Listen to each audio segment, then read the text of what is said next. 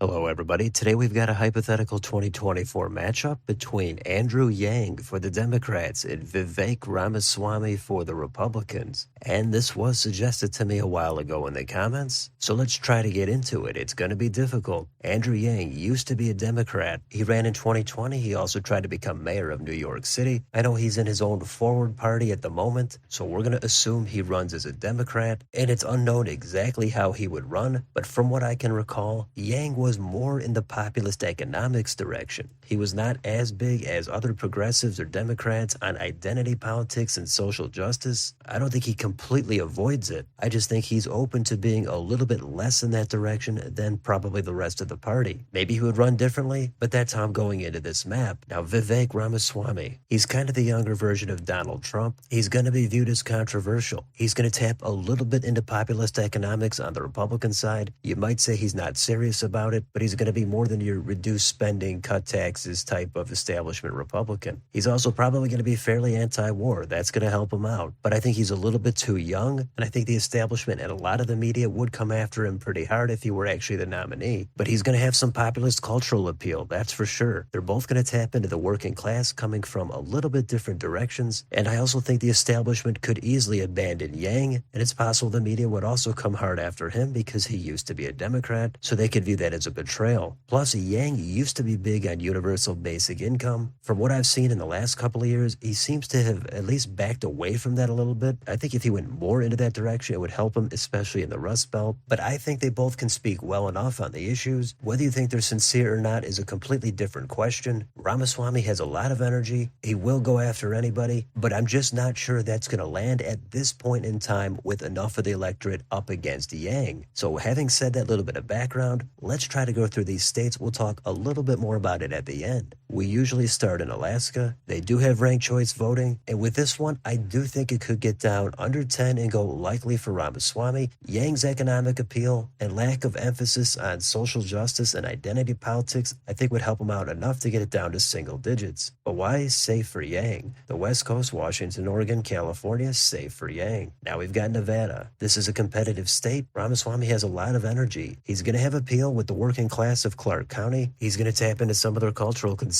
But here's where Yang's populist economics are going to help out. I think that is going to be enough for him to win the state. It could be by over 1 point, but I do have it as a tilt for Yang. Idaho, Utah, over 10, safe for Ramaswamy. Arizona, here's a state that used to like establishment Republicans. Ramaswamy is not the brand they're looking for. However, the border is a key issue. That's not something that favors the Democrats. So I think if it were a regular Democrat, Ramaswamy would do a little bit better. But Yang, I think, comes off as a little bit more pragmatic and would recognize the need for a stronger border and some enforcement. I'm not saying he has all the answers. I just think Arizona would be open to voting for Yang by maybe 1.5 up to 2.5 points. So it is going to go leans for Yang. Up to Montana and Wyoming, those are going to be safe for Ramaswamy. Montana could get a little bit closer, but I still think it's going to be over 10. Now we've got Colorado. The state has already drifted toward the left, and I think Yang is going to have a lot more appeal, so it is going to be over 10 and safe for Yang. One state south to New Mexico. This, I think, would probably be high single digits, likely for Yang. North and South Dakota, red states, safe for Ramaswamy. Nebraska at large, safe for Ramaswamy. The 2nd district, Yang is going to pick that up by a lean margin. Kansas and Oklahoma, still over 10, safe for Ramaswamy. Now, if we go down to Texas, Ramaswamy, I think, is going to do very well in those deep red Trump counties, but in South Texas and the suburbs, places like Williamson County, it's hard for me to think that Yang is not going to do reasonably well here. So considering the trends and Ramaswamy probably being painted a little bit too extreme, I think he would still win the state, but Yang is going to get the margin down. It's going to go leans for Ramaswamy. Now we go up to Minnesota. Yang should win this comfortably by a likely margin. Next, we've got Iowa. Here's where Yang avoids some of the pitfalls of the cultural left and has enough economic appeal for disaffected voters on the right. That means he's going to do better in this state, but I think it's still going to be red enough that Ramaswamy is going to carry it by a lean margin. Now the next state is Missouri, and that margin is similar to its neighbor Kansas. I think the margin is going to get down close to 10 points. It's possible it does dip down to about 9. For this, I'm going to say it stays just over 10 and leave it at a safe margin for Ramaswamy. Arkansas, Louisiana, also safe for Ramaswamy. Now we go north and get more into the Rust Belt. We've got Wisconsin. I think there were enough light red and light blue counties for a populist Republican to expand in the state, so Vivek could tap into some of that. However, I think Yang would be able to thread the needle and put together a winning coalition, and he's going to carry the state by a tilt margin. Illinois is safe for Yang.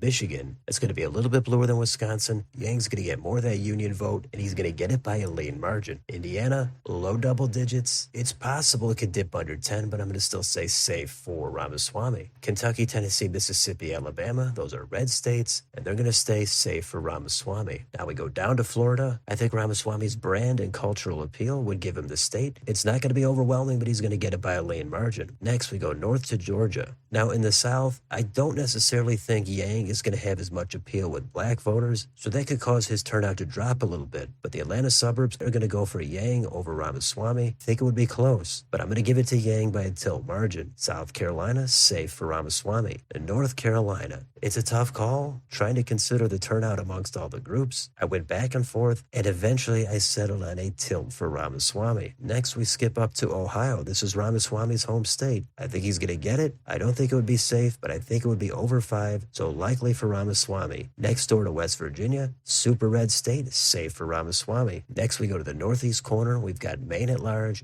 That is going to be safe for Yang. The first district, very safe for Yang. The second district, it's going to be competitive. I think Yang would do better here than a regular Democrat, but Ramaswamy is going to get it by a low single-digit lean margin. The Granite State, New Hampshire, that is going to go over 5, likely for Yang. Now the blue states, Vermont, New York, Massachusetts, Connecticut, Rhode Island, New Jersey, Delaware, Maryland, and Washington, D.C., all over 10 and safe for Yang. Next state, Pennsylvania. It's difficult for me to give this to Ramaswamy considering the margins in the other states, so Yang is going to get it by a lean margin. Last state, Virginia, that is going to go likely for Andrew Yang. So the final total is 303 for Andrew Yang, 235 for Vivek Ramaswamy. So Yang gets the job done, and it's kind of a convincing margin. As always, there's a lot of unknowns, but I try to even everything out. I think Yang would do probably 2 or 3 points better than a traditional Democrat. I don't know exactly what kind of campaign he would run, but I don't think he has as much baggage as a traditional Democrat who's associated with identity politics on the left. So I think that helps Yang out, avoiding some of those hardcore social justice issues. I think he still has some of that, there's no question, but I think he's more open to populist economics and not looking at which identity group you belong to. Now Vivek, I think, would go a lot further than that. He doesn't want anything to do with those kinds of liberal identity politics or talking about which group is more of a victim. That policy, I think, is probably even more appealing. And Vivek is going to tap a little bit into some populist economics on the right. He'll point out the military-industrial complex. He'll go after big tech. I think that is going to have appeal with voters. But I don't think he's going to have a lot of union support. I don't think he's going to come out for expanding the minimum wage. I don't think he's going to talk about getting health care to every U.S. citizen. Those are things I think are going to ding him, and they're going to help Andrew Yang. But there's a lot of other issues. Crime, I think, would probably help Ramaswamy. The border and immigration, that doesn't look like it's going to help Democrats. So that's not going to be a strong suit for Yang, but I think he would do well enough in these states. Now, there's a million other issues out there. There's abortion, there's Ukraine, there's Israel, there's climate, there's corn subsidies, there's guns. It goes on and on. So you could take this in any number of directions you'd like. I do think if the establishment Democrats felt burned by Andrew Yang, they might try to sabotage his campaign, and they could do the same with Ramaswamy. So considering all that, I think Yang is the favorite. Also, Yang is a little bit older. I think he comes off as a little bit more distinguished. Ramaswamy is probably going to have to answer for more controversial statements or positions. Other things that will matter would be the national environment, their running mate, and the key issues at the time. There's a lot there. Maybe Andrew Yang completely flops. He says he wants nothing to do with universal basic income. He shows no support for unions. He starts talking about the climate and environmental justice. Then I think Ramaswamy is going to be right back in this thing. So you could play it out endlessly. Maybe things look different in the future. It was difficult, but this is the map that I settled on. So let me know in the comments, do you agree with this map, or do you think Ramaswamy would be able to take out Yang? How do you think each side would run their campaigns? Let me know down below. On your way out, don't forget to like, share, and subscribe. Join if you'd like to support the channel. Hit the bell for notifications. Thanks for watching, and I'll see you next time.